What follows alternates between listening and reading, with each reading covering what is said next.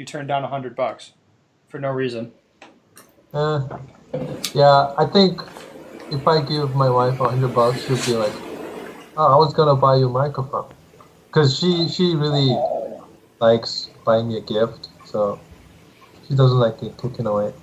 Thank you though. Okay. I You're mean, so awesome. whatever.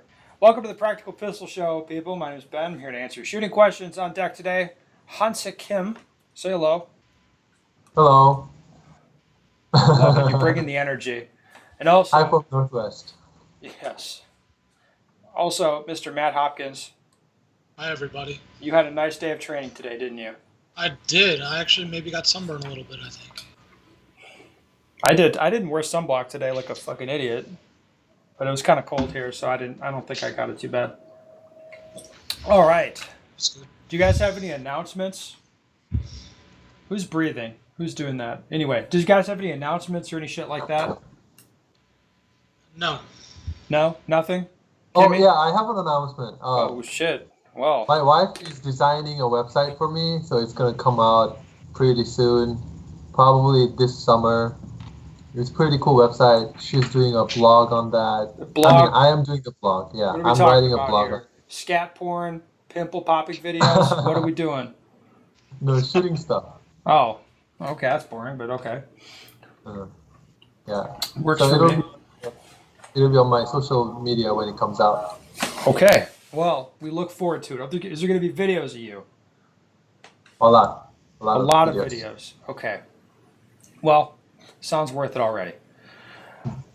All right, here we go with the questions, folks. My question is regarding creating training drills. After dry fire and live fire, practicing several popular shooting drills, such as the Bill drill, El-Pres, your easy and hard exit drills, I end up making crap up and just shooting. I even combine various drills like the easy exit, but each target gets a Bill drill. Question, can you see this as being possibly bad? Matt, is this possibly bad? I'd say it's very good. It reduces, like, boredom in training, and, like, it means you're, like, actually looking at stuff and, like, looking to do more stuff. Matt, So I think it's a very good thing. I'm so glad you said that. I'm so glad. Why? You'll see in a second. Kim, what do you think? Well, my answer to this is yes and no. So it's bad because if this guy is doing a build drill every single easy exit, easy entry, basically you're wasting too much ammo. Build drill is 6 shots. So if you're shooting 6 shots every single time first, it's not good. But no, not bad because he's mixing it up. He's customizing and randomizing. That's really good. And I actually do something like this. I used to do a lot of internet drills the beginning of my shooting, but now I don't do a lot of internet drills or popular drills, but I still do the dot drill created by you, Ben. And Oh, I don't think I but I created don't. it. I popularized it is the term you're looking Yeah, for. you popularized. So basically, the original drill was 5 shots or 6 shots at 7 yards, somewhat distance. But I mixed it up, so I'm not shooting certain number of shots every single drill. Sometimes I can shoot 2 shots each dot, maybe going across or starting from the left low to high right, or I'm mixing targets with it. So I will set up one close target or one close target with dots. So come into the position with the easy target and transition to hard, this 2-inch circle kind of thing. So that kind of randomizing is good, but don't shoot too many rounds. I used to shoot 6 shots on those dot drill, but now I don't. I rarely do 6 shots. I customize it more to 1 shot or 2 shots. I sometimes do 6 shots, but not as much. Okay, well, interesting answers, guys. So I'm gonna come out and say yes, this is probably bad. I'm not even gonna say it's possibly bad to be like mixing up different elements in different drills. It's probably a bad thing. The reason I'd say that is so if you're doing a build drill, it's one thing that you're working on. If it's close range, you're gonna get the gun out quickly, start shooting right away, get your grip right, stay relaxed so you can run the gun hard. If it's longer distance, your focal points are different. If you're doing L-Pres, your focal point is something else. If you're working on coming into position, focal point is again probably it's some other thing. The thing that you're working on with the drill. So mixing that stuff up or mixing a lot of it together. Sounds like he's getting bored and mixing a bunch of stuff up. If you try to work on a lot of stuff in one drill or at one time, you are likely going to end up working on nothing. So, for example, the thing that he said in his question is he's going to come out of position doing a bill drill. Well, it's like the thing I'm focused on doing a bill drill is nailing a fast draw, keeping my hands the hand tension right so I can run the trigger hard, doing all that shit. In addition to trying, if I'm working out of position, so maybe I'm backing out of position while I do that. Yes, I can do that, but it's easier for most people, or I should say, not really easier, but it's more effective if you just work on the one thing at a time, and then work on the other thing some other time. And once you start getting really good, then you can combine more and more elements together and to sort of test yourself. So sitting here on a panel of GM shooters, what I do in my practice, I feel comfortable shooting more complicated scenarios or criticizing more elements of my shooting at once. But drills are supposed to be focused, and you kind of think about the thing that you're supposed to be doing, the couple of the elements or the technical pointers that you'd be looking for on that drill. And when you have 3 or 4 different things put together, now you're looking for like 5 or 6 different focal points or technical cues just for that one drill. And if you're new to shooting, that's going to be really hard. It's going to be hard to make that work. So in your effort to work on everything at once, you're probably working on really nothing at all and just kind of shooting and getting some trigger time, which is, that's fine to do that, but don't think that's not necessarily going to help you a whole lot. Especially if you're like at C class or B class level, just shooting, whatever the fuck, just going out and shooting a bunch, you're going to have a hard time getting a lot better without sort of focusing on specific things that you're doing with the drills. That's my take on it. Any thoughts on that, guys? Yeah, I agree. If this guy is at a skill development phase, I would definitely tell him to focus on one thing at a time. But if his skill development is pretty good, I think he's first year of shooting or something like that. Yes. Then he would definitely need to focus on one skill at a time and master them.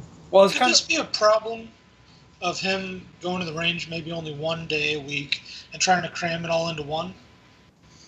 Yeah, that's usually what it is. Or a guy thinks that, a lot of this is a guy's not reading enough into the drill. So like if you think, okay, yeah, bill drill, that's 6 rounds from the holster, 2 seconds. All right, that's a bill drill.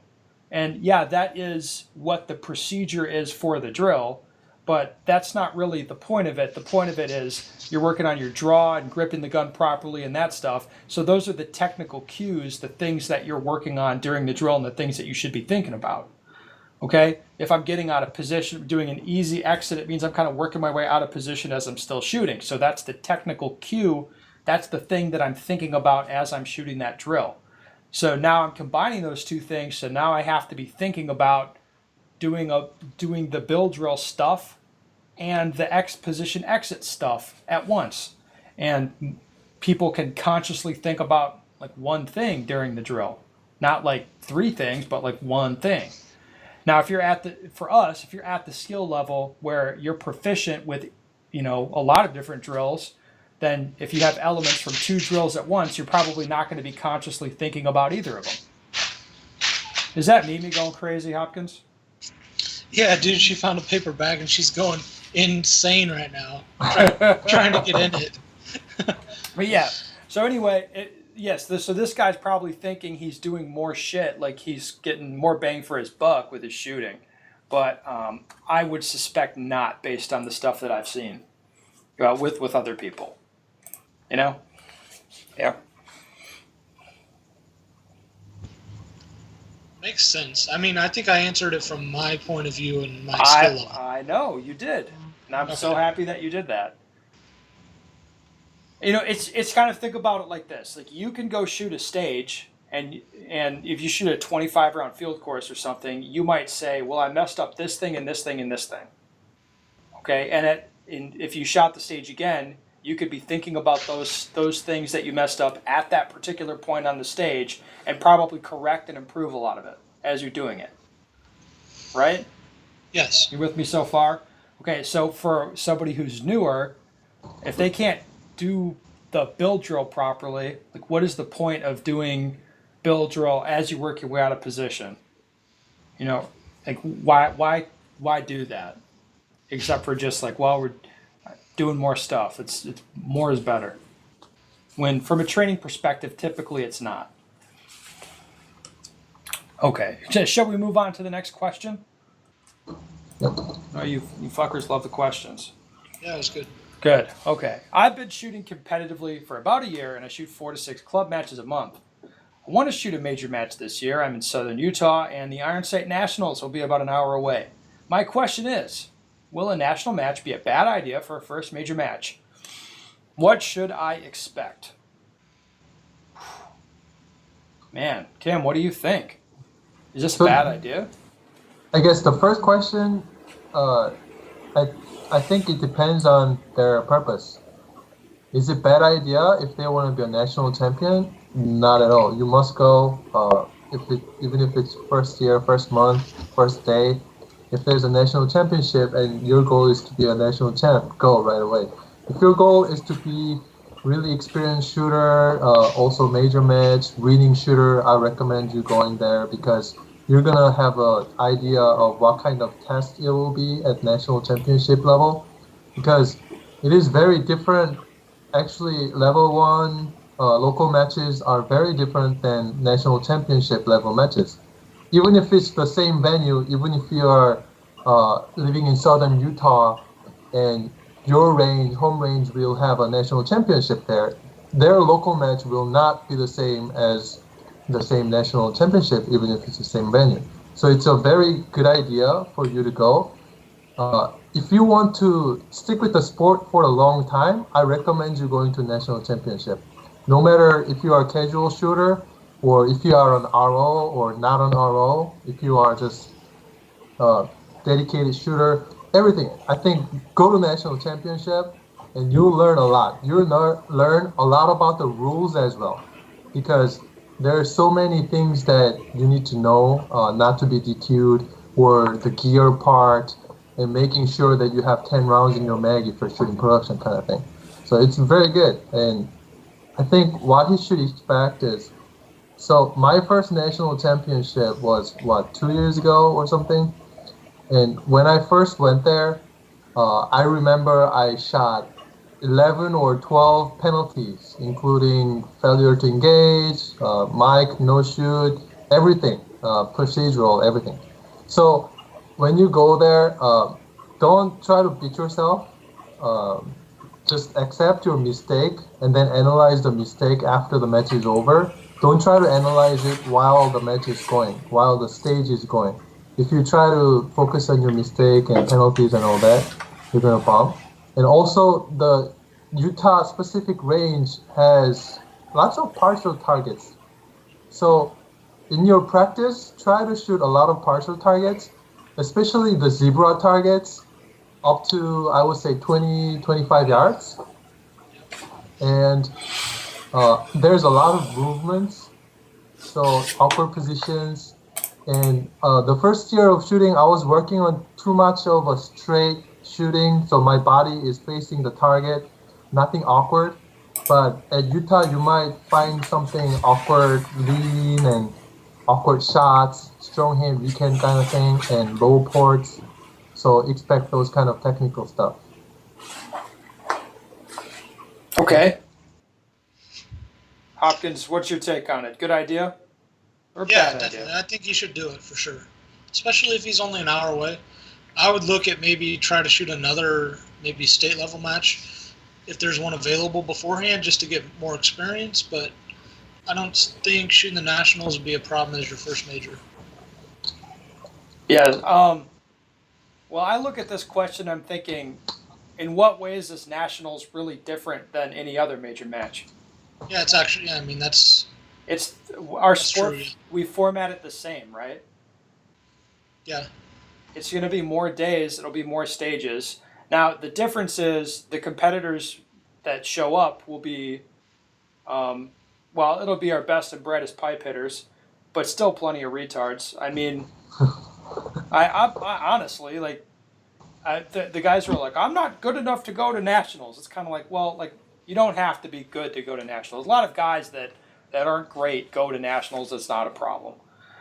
So that's no issue. People will take it very seriously just because it's nationals, but that doesn't really fundamentally change anything. It's kind of the same sort of deal as any other major match. It's just that it's. I guess it's if you believe it's different, then it's different. But I mean, really, it's not, right? It's really not. So We're fuck still it. shooting at the same targets and steel and all that. Same divisions mostly. Yeah. So like, fuck it. Why not go? Yeah. Okay. Nobody. Can anybody think of a reason to not go? Cost, maybe. Yeah, I the mean, it's an match. hour away. It's but yeah, the match fee will be kind of a lot, but Match fee. Or Yeah. it's just the individual willingness. When I went to the first nationals, I got married a week before, and I went to the honeymoon, and then I literally came home after the honeymoon. The day after honeymoon, I had to fly to nationals, so I didn't arrive the day before the match, so I didn't have the time to walk through the stages. how'd that work out for you? Oh, it didn't work out at all. You got So- failure to engage. What do you think? Yes, I know. I just totally forgot about a target, and yeah, the first day I didn't walk through. Second day and the third day was okay because I had a little extra time after the first day shooting was over. But I think the second stage or third stage, I totally missed the target kind of thing. So this guy or whoever you are, if you're shooting a major match, you should go to the match and look at the stages the day before you shoot. Yeah. One other thing on what he should expect is it'll be run to a T, but to. You want to be say ran- it'll be run to a T by the rule book, but then you're thinking Yeah. about how it probably Yeah. won't be. I mean, 99% of it will be. But don't expect to get a pass for like bringing your ammo in safe area or nothing like that. Yeah, that's probably It's not just a gonna local happen. match. Yeah, no, they'll catch you. Man. All right. Guys, I think we have time for one more question, don't we? Sure. Yep. Should I put it up in the group chat? I'm going to do it. One of them things. I want to start by saying that I love the podcast. Well, thank you, sir.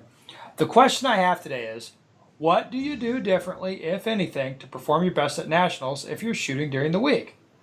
Since most of the heat can usually be found shooting the weekend slot, what do you use as a benchmark and pulse check during the match to gauge if you are on pace? I'm going to production nationals this year for the first time, but unfortunately have to shoot during the week. Currently, I'm an M-class shooter. I've done well at some local majors, winning M-class of the battle at, whatever. Okay, so this is a different animal. So anyway, he's not shooting with the top guys at nationals, and he wants to do his best. If I understand the question. I think I do. Well, the question is, was he shooting with the top guys at the other two matches that he did real good at? And then, like, if those top guys weren't there, how does he know how he did really? You want me to ask him these and get back to you, or what the fuck are you saying? Yeah, next episode. Okay. No. I mean, we can. Those are questions I would have for him. But I mean, you got to shoot your game, really. I hate saying that, but and there'll be some heat there beforehand. With that big a match, there'll be somebody shooting the pre-match that's pretty good. That's probably going to be in the top 10, honestly. Well, I mean, there's good parts and bad parts about shooting with other guys that are really good. Some people get pushed, and they perform better, or they'll make you. You will if you shoot with better guys, you'll probably have better stage plans, or at least you likely won't do anything stupid. Um, because if you just kind of take a note from the other guys, at least it'll just come down to the shooting if you shoot the same stage plans. So that could be good, but other guys, I mean, when you shoot against other people that are really good and really fast, that's not good for everyone, Like they end up like starting to try to race with them on every stage, and that doesn't always work out. So what I want to say is, if you're shooting away from the top guys, uh, all the better. Like just shoot your own game and don't worry about what they're doing, and you know don't fuck up. Do your best, and it shouldn't be a big deal. You know, Hmm. that's what I would want to say. I mean, I've shot many area matches on a Friday when the match goes into Saturday, Sunday, and it's never been an issue that I can think of. You know, The you only made it. issue I've had is maybe a stage plan gets flushed out better by the weekend, Yes, there's a pretty and high you do likelihood. lose some. You will lose time on something like that you cannot recoup and not ever actually know Yes, about going into it. yes. If other guys will see something that you didn't see, so as long as you don't get caught out with that, you should be fine. I mean, with how much talent will go to nationals, that is a lot less likely, isn't it? Uh, Yeah, I mean, it can still happen, but it's less likely. I mean, it's, there might be 50 M class guys shooting before the super squad goes through. yeah, definitely. But I I mean, think there'd be a lot of guys. pre-match for the first 3 days versus the second, I Yeah. think there could definitely be some stage plans change. Okay. Yeah, What do you think, Timmy? this scenario has two different aspects. The first aspect is the strategy side, the stage plan side, and the second one is the influence part. So if this guy is talking about being able to have more strategy, like you guys just talked about, third day you might come up with a best strategy because you've seen other people shooting it. But there's the influence part with shooting with the top guys. Like Ben said, you may be influenced and try to push yourself too much, or you fail, or sometimes you succeed, kind of thing. The second part, the influence part, I don't think it's really consistent uh, for your shooting career. If you are dependenting on shooting with some top guys and try to be pushed because of watching them, it's not really consistent for you to go somewhere without any top guys and try to perform the same level as you were shooting with the top guys. So I don't like that idea. My ideal situation is I am being the top guy, so I can come up with the best strategy, uh, regardless of weekdays or weekend days you're shooting, and also being able to perform at the 100% level, even if you're shooting with the top guys or with the worst guys.